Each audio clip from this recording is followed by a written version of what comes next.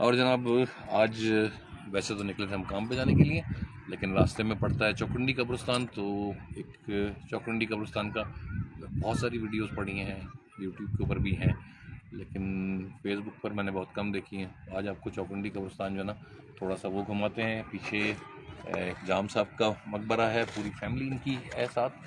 और यहाँ पे जो लिखा हुआ है, जो मालूमात हैं उसके मुताबिक फैमिली जो है वो एक चबूतरे के ऊपर उसको दफनाते थे।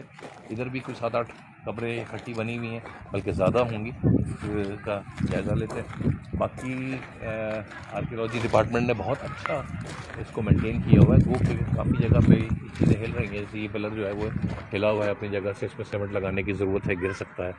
उसके अलावा जो नक्शो निगार हैं, बहुत सी करीबी कब्रों में जो घुसते ही चौकुंडी कब्रिस्तान में नज़र आती हैं, वो ऐसी हैं कि इसको लगता है कि हाँ जी मेंटेन किया गया है।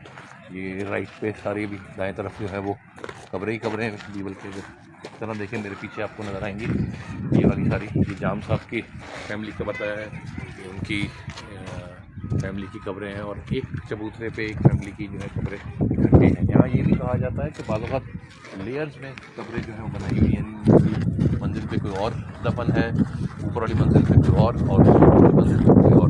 ज़ाहिर वक्त के साथ साथ जैसे जैसे ये बोर्ड हम दिखाते हैं, गाँव मुरीद बिन हाजी और वेलफेयर डिपार्टमेंट को लगाया गया है, मुरीद बिन हाजी के ये मकबरा है, और उसके अंदर 1 2 3 4 5 6 7 8 कब्रें जो है नज़र आ रही हैं। नक्शो निगार बने हुए हैं। एक चीज़ हम इनके नक्शो निगार को थोड़ा सा करीब से दिखाएंगे, जो यहाँ लिखा हुआ है इसके मुताबिक जो कब्रें मर्दों की हैं उन पे घोड़ों की, जंगी हथियारों की और इस तरह की चीज़ों की तस्वीरें बनी हुई हैं, जबकि जो ख़वातीन की कब्रें हैं उसमें जो नक्शो निगार हैं वो ज़ेवरात के हैं, जो ख़वातीन की इस्तेमाल की चीज़ें हैं उनके हैं। और उससे हम यहाँ पे डिस्टिंग्विश कर सकते हैं कि जी खातून की कब्र कौन सी है और मर्द की कब्र कौन सी है। ये एक अलग प्लेटफॉर्म है, इस पर भी 4 कब्रें बनी हुई हैं। ये भी यकीनन एक फैमिली का होगा, और उस फैमिली के सारे जो हैं वो दफन होंगे इस जगह पे। इसको भी आर्कियोलॉजी डिपार्टमेंट ने, वो कि इसकी छत नहीं है, अच्छा मेंटेन करने की कोशिश की है, इसको अच्छी तरह से बनाने की कोशिश किया है कि उसी रंग में इसको बना सकें। बहरहाल एक छोटा सा विज़िट आपको वो करवा रहे हैं, इस लिहाज से गुजर रहे थे चौकुंडी से, तो हमने कहा जनाब आपको भी अपने साथ शामिल कर लें। उसके अलावा अलग अलग कब्रें भी हैं, अलग अलग के साथ। ये ज़रूरी नहीं कि इस मकबरे पर हों, ये किसी मकबरे पे नहीं है, इसका कोई नीचे प्लेटफॉर्म नहीं है, बेस नहीं है, अलग अलग बनी हुई, ये अलग है। कुछ कब्रें ऐसी हैं जिस पे ये स्लैब्स जो हैं वो अलग से पता चल रहा है कि ये दोबारा उसको रखा गया है और उसको मेंटेन करने की कोशिश की गई है। सामने एक छोटा सा मकबरा है जिस पे 3 छोटी कब्रें नज़र आ रही हैं। हो सकता है अंदर इसके बड़े दफन हो या कोई बच्चे दफन हो, इस बारे में कुछ नहीं कहा जा सकता।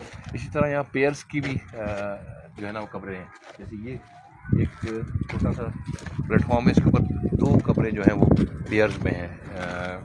गुमान ये है कि शायद मियाँ बीवी की हों, शायद बाप बेटे की हों या माँ बेटी की हों, इस तरह हो, किसी एक ख़ानदान की हों। सिर्फ यही नहीं है कि ख़ानदान वाले, बाज़ औक़ात शायद कोई दोस्त यार भी हों। बाकी जो दूसरी तरफ अगर हम देखें तो ये कब्रिस्तान वैसे ही नज़र आ रहा है, बिल्कुल जैसे आम कब्रिस्तान होता है। इसमें छोटी छोटी कब्रें जिन पत्थरों से निशानदेही की गई है, उसके अलावा प्लेटफॉर्म से भी कब्रें हैं। एक कदीम 500 साल कहा जाता है, तकरीबन 500 साल पुराना ये ग्रेवयार्ड है जो कि मौजूद है यहाँ। और इस स्टाइल की कब्रें जो हैं वो बलूचिस्तान में भी हैं, कराची में भी हैं, मलीर हौसला में के साथ बदीन के आसपास भी हैं, और यही नक्शो निगार वहाँ पे भी मिलते हैं।